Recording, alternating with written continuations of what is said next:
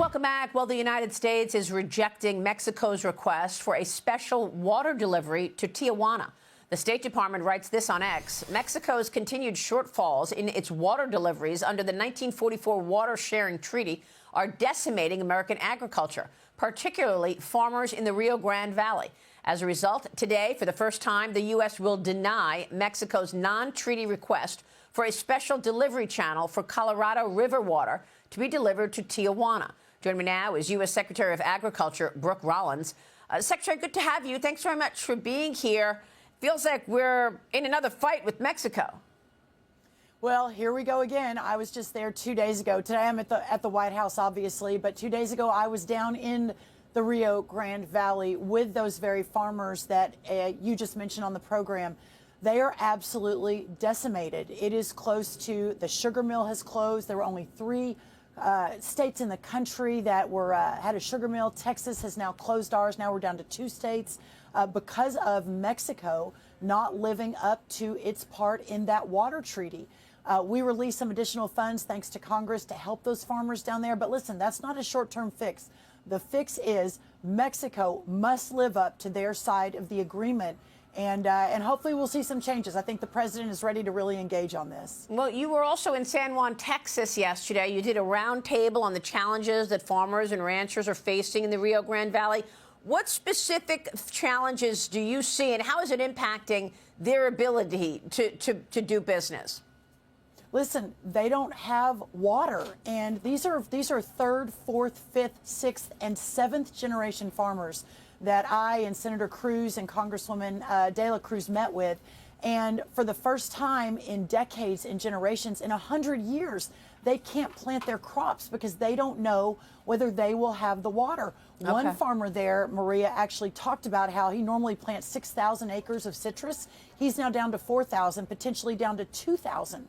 And not only can they not survive, right, these farms will close, but Mexico is planting on their side of the border, Chihuahua and other places, pecan trees, other things that take a ton of water, so that they're not delivering to our farmers. They're decimating our farmers while they're building their agriculture industry and breaking the agreement under that 1944 water treaty. But no more, no more. Okay, well, we'll be watching that one. I also want to get your take on President Trump's executive order yesterday. Of course, he signed an order dismantling the Department of Education. Secretary, is this going to impact the Department of Agriculture's ability to run the National School Lunch Program? No, it will not. And listen, I worked with the president in the first term here at the White House in his West Wing, on his West Wing crew. And then in the interim, the 4 years in the interim, obviously launched the America First Policy Institute.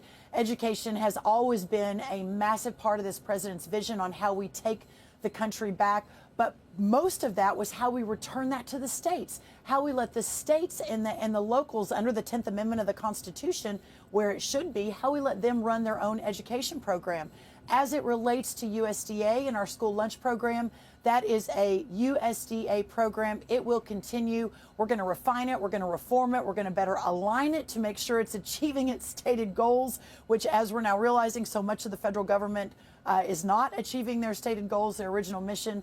But yeah, that will not affect the work in the school lunch programs. And I think what Secretary McMahon is doing with her leadership there in implementing the president's vision is just a game changer for education in this country. Yeah, well, I mean, certainly many states look forward to it. They feel that they could do a better job than the bureaucracy of the federal government. But you're facing a deadline today, the Agricultural Department facing a deadline today to release $10 billion in economic assistance for farmers. Secretary, you recently held a roundtable in Georgia. You were talking about how the president's tariffs will impact farmers and ranchers there. We've got new Fox News polls show that voters have major doubts about the tariffs. Nearly 70% say that they will make products more expensive.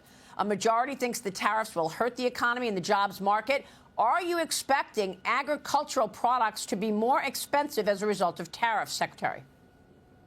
This president's vision of tariffs being such an important part of his toolkit as he begins to realign the economy to put America first, to put our men and women, our families first.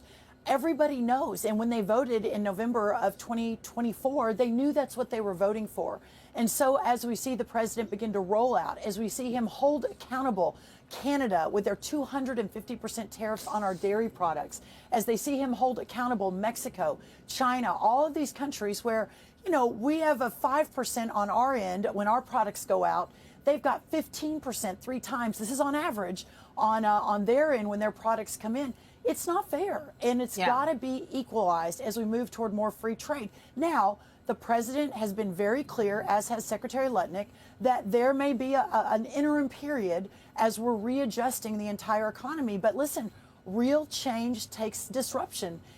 Real transformation takes these harder decisions, and no one's willing to do that except now President Trump is. So obviously 100% behind it. I am talking to farmers every single day.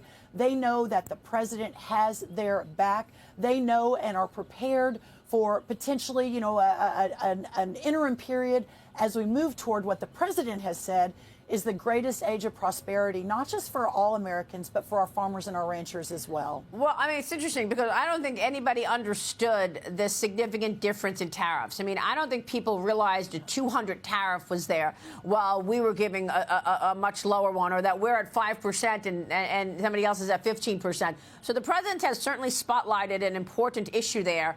And as you say, you want to make an omelet, you got to, you know, crack some eggs. Speaking of eggs, right. You held a press conference yesterday. See how I did that? No pun intended. Yeah, that was exactly. actually excellent, Maria. Thank you. You talked about the response to the bird flu outbreak yesterday and the price of eggs. You say that the agency is ramping up eggs imports from South Korea and Turkey. The price of eggs dropping more than $3 this month compared to last month. Secretary, tell us about this. Are you expecting that the more eggs on the market will mean prices go lower and lower from here? We are very hopeful, and in fact, I brought, just in case this came up, I brought a chart for you. You can see the cost of eggs and how it has increased and increased and increased. And then as the president began to roll out the vision and our plan about 3 weeks ago, you can see almost a 50%, I think 53% decrease in the cost of eggs in just the last 3.5 weeks. Listen, not only the importation of eggs from Turkey and South Korea for the short term, we're also talking to other countries. I was on a couple phone calls yesterday to potentially bring in some other eggs imported for the short term to help bring those costs down. But the long term, we're repopulating the cold birds a lot more quickly. We are investing in biosecurity to lock the barns down, which has proven to be the most important solution to keeping the avian bird flu out. But listen, we're also deregulating. I mean, it's not just the president's vision of deregulating the entire economy, getting government off the backs of our people, the DOGE effort. It's also deregulating in the agriculture industry.